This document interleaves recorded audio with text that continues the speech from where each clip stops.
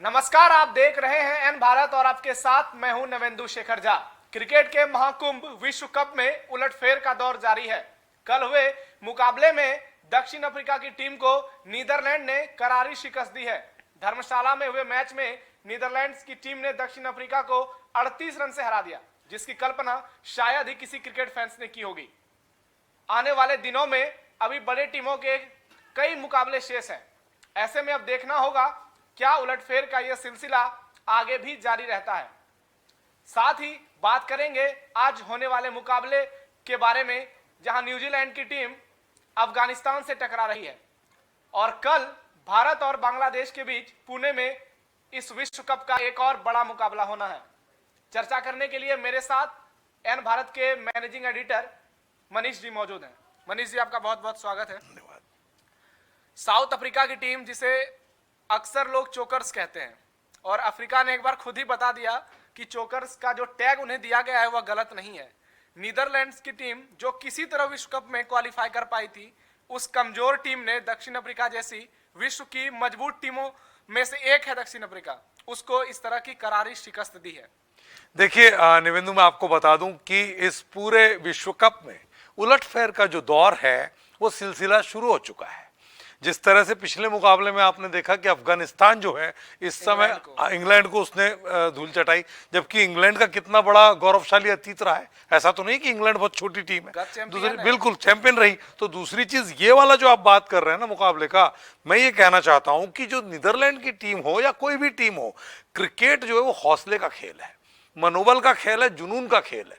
तो नीदरलैंड छोटा देश है, छोटी टीम है, सब कुछ है, लेकिन क्रिकेट को जिस तरह प्रसिद्धि मिल रही है, क्रिकेट को जिस तरह से लोग देख रहे हैं कि क्रिकेट में पूरी तरह से आप देखें कि धन है, दौलत है, ऐश्वर्य है, संपदा है, संपत्ति है, सब कुछ है, नाम है। तो ये जब इस तरह का खेल है, तो इस तरह के खेल को कोई भी खिलाड़ी बहुत शिद्दत से लेता है, कोई भी देश बहुत शिद्दत से लेता है। आप देखिए खेलों की लंबी फहरिस्त है, लेकिन क्रिकेट जिस तरह, फिर विश्व कप का मामला, तो एक टीम जब देखती है जब अफगानिस्तान ये खेल कर सकता है तो हम क्यों नहीं कर सकते। और एक जज्बे के साथ जब आप उतरते हो, और क्रिकेट में एक बात और होती है कि पूरा मोमेंटम जब बनता है मैच का, तो शुरुआत से पता लग जाता है कि गेंदबाजी कहां जा रही है या बल्लेबाजी आप कर रहे हैं तो कहां जा रही है। अगर एक विकेट गया और दूसरे विकेट में देर नहीं है और तीसरा जो आया है, अगर वो ये सोचता है कि मेरे दो तो बड़े कद्दावर थे, चले गए, अब मैं कैसे मेंटेन करूंगा, तो तय मानिए कि जहां मनोबल टूटा वहां टीम टूटी। कल हुए मुकाबले में नीदरलैंड्स की टीम ने पहले बल्लेबाजी करते हुए 43 ओवर का मुकाबला हुआ था। बारिश के कारण 245 रन बनाए। उनके कप्तान स्कॉट एडवर्ड्स ने एक बार फिर बेहतरीन पारी खेली। कहते हैं कि जब कप्तान सीना तान के चलता है तो टीम निश्चित रूप से आगे बढ़ती है। और स्कॉट एडवर्ड्स जो प्लेयर ऑफ द मैच भी रहे, उनकी इस शानदार पारी पर आप क्या कहना चाहेंगे? देखिए, मैं आपको फिर बोलूंगा कि सबसे बड़ी बात यह होती है कि एक मैदान है, पिच है। अब पिच किस तरह मिजाज कर रही है आपको दिख रहा है, उसके बाद आप अपने खेल को करते हैं। जैसे कि रोहित ने एक मैच में किया, आपने देखा कि पहले टुक टुक वाला खेल चला, हमने आपने उसमें विश्लेषण भी किया था दोनों ने। हाँ जी, हाँ जी। तो आपने देखा कि कैसे, और फिर कैसे उसने बिल्टअप किया पारी को। तो ये जो पूरा की पूरा नीदरलैंड के जो कैप्टन ने किया, उसे पता है कि मुझे इस टीम के सामने अपने आप को साबित करना है, और मैं टीम का सेनापति हूं। जब मैं टीम का सेनापति हूं तो मेरे लिए यह जरूरी है कि मैं जैसे परफॉर्म करूंगा मेरी टीम उसका अनुसरण करेगी। वो अध्यक्ष है, टीम का मेन है।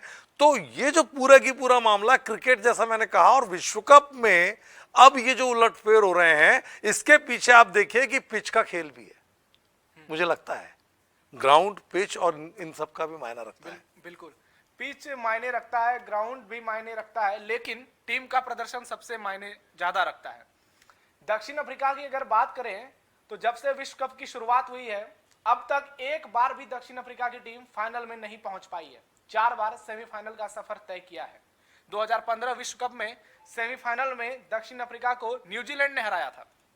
तो दक्षिण अफ्रीका के बारे में विश्लेषकों का कहना है कि यह टीम जो है, यह लीग टूर्नामेंट जो है उसमें अच्छा खेलती है, लीग के मैच अच्छे खेलती है, लेकिन जब बड़े टूर्नामेंट में जाती है, एक बार चैंपियंस ट्रॉफी का खिताब जीता था दक्षिण अफ्रीका ने, उसके अलावा कभी भी बड़े टूर्नामेंट नहीं जीत पाई है। तो दक्षिण अफ्रीका के साथ ऐसा क्यों होता है कि बड़े टूर्नामेंट में जाके टीम बिखर जाती है?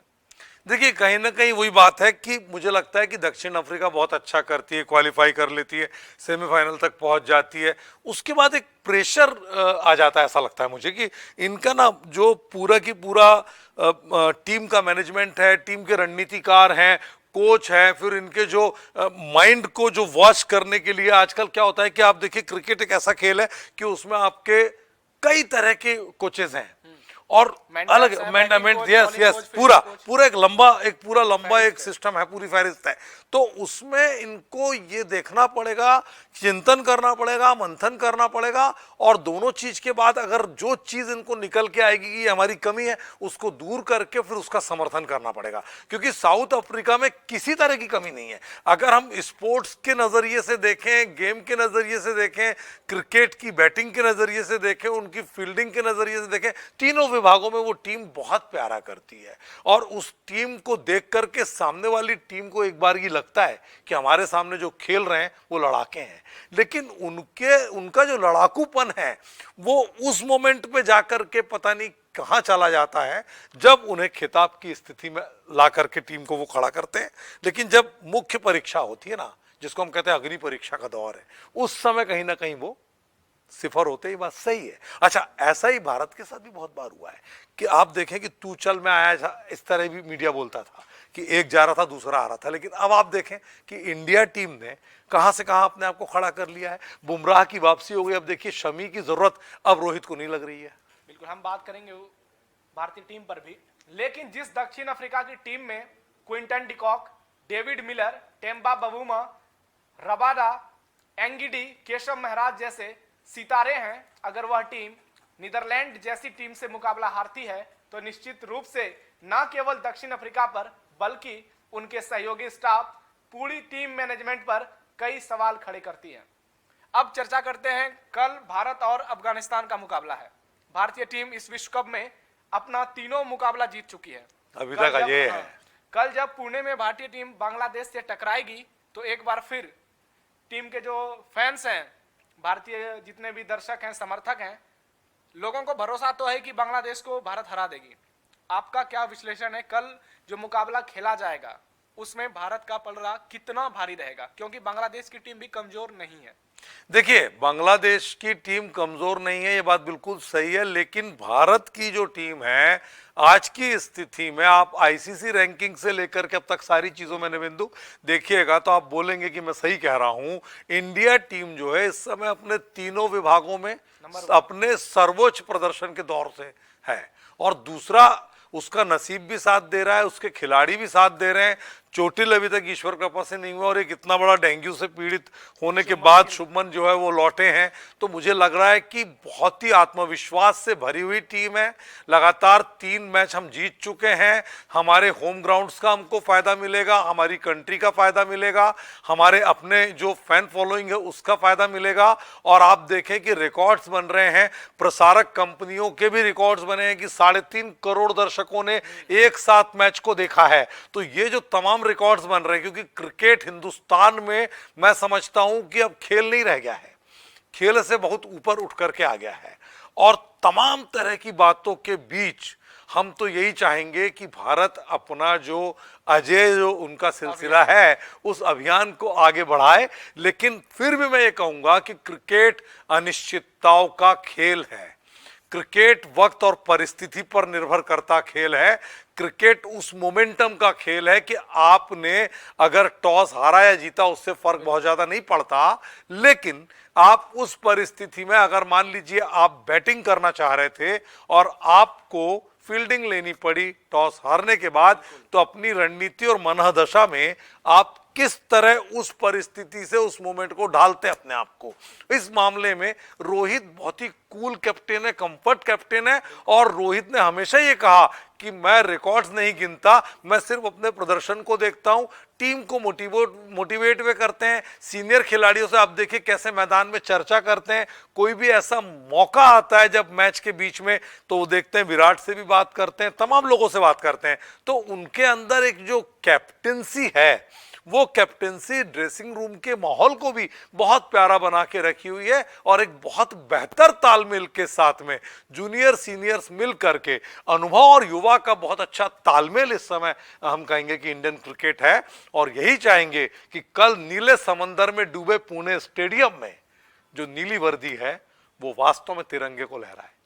मैं इसी सवाल पर ही आ रहा था। रोहित शर्मा की शानदार कप्तानी इस विश्व कप में देखने को मिली है, लेकिन टीम का जो चयन होगा कल के मुकाबले के लिए उसमें आपको बदलाव की कुछ उम्मीद लग रही है?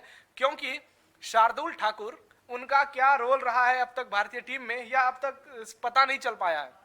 पिछले मुकाबले में सिर्फ 2 ओवर गेंदबाजी उन्हें दी गई, तो क्या शार्दुल ठाकुर की जगह आर अश्विन को भारतीय पिचों पर खिलाना ज्यादा बेहतर हो सकता है?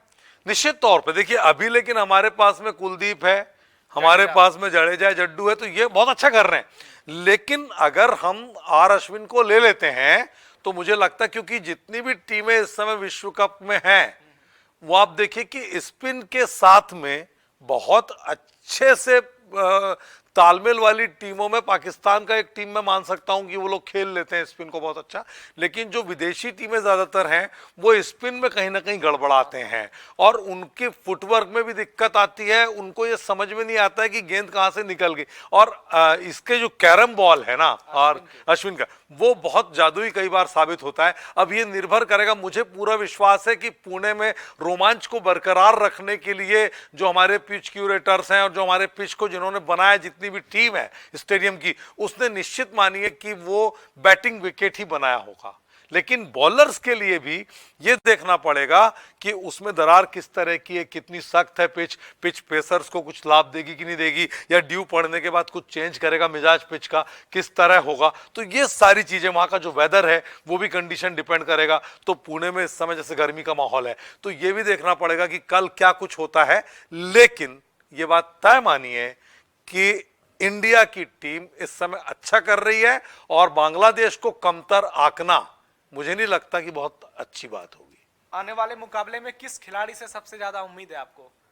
भारतीय खिलाड़ी। बिल्कुल, बैटिंग में लग रहा है कि कौन खिलाड़ी अगले मुकाबले में शतक लगाएंगे, या फिर गेंदबाजी में किस खिलाड़ी का प्रदर्शन सबसे बेहतर रहेगा? देखिए मैं आपको बता दूं कि सबसे बड़ी बात यह है कि इस समय जो है ना, आप मान के चलें कि विराट है, रोहित है, खुद शानदार फॉर्म, बहुत अच्छे फॉर्म में है। और मुझे लग रहा है कि ये जो क्रिकेट के भगवान की संज्ञा जो तेंदुलकर को मिली हुई है, जो एक उपाधि है, उन्होंने जिस तरह से दोनों ही खिलाड़ी चल रहे हैं, उनके अंदर बहुत सारा क्रिकेट अभी बचा हुआ है और 2028 तक निश्चित है कि विराट खेलेंगे।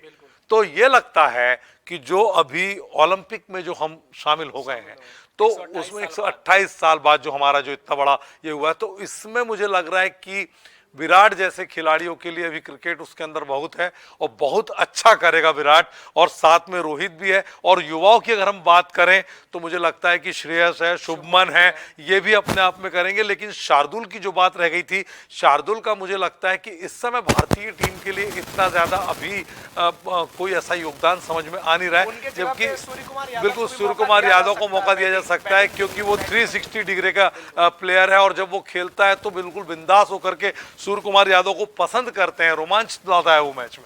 उसे ये चिंता नहीं होती कि मैं विकेट खो दूंगा, उसे ये रहता है कि 360 डिग्री में उसको उड़ाना है।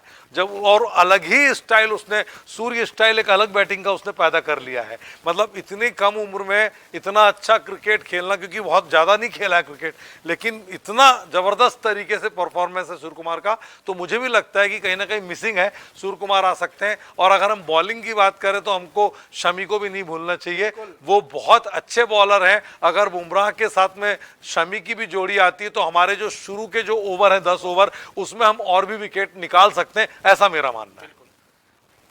भारतीय टीम जब बांग्लादेश के खिलाफ मुकाबला खेलने उतरेगी तो भारत के सभी क्रिकेट प्रेमियों की नजर मुकाबले पर होगी। एक बार फिर टीम इंडिया इस मुकाबले को जीतना वैसे ही चाहेगी जैसे पिछले 3 मुकाबलों में भारतीय टीम ने शानदार जीत दर्ज की थी। और हमारी शुभकामनाएं भी टीम इंडिया के साथ है।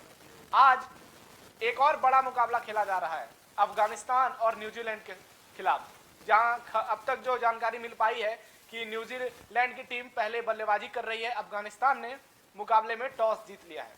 तो अब ऐसे में देखना होगा आज का मुकाबला कैसा होता है। क्या एक बार फिर बड़ा उलटफेर देखने को मिल सकता है? अफगानिस्तान की टीम अगर इंग्लैंड को हरा सकती है तो न्यूजीलैंड को भी हरा सकती है। तो फिलहाल एन भारत में स्पोर्ट्स की खबरों में इतना ही। नमस्कार।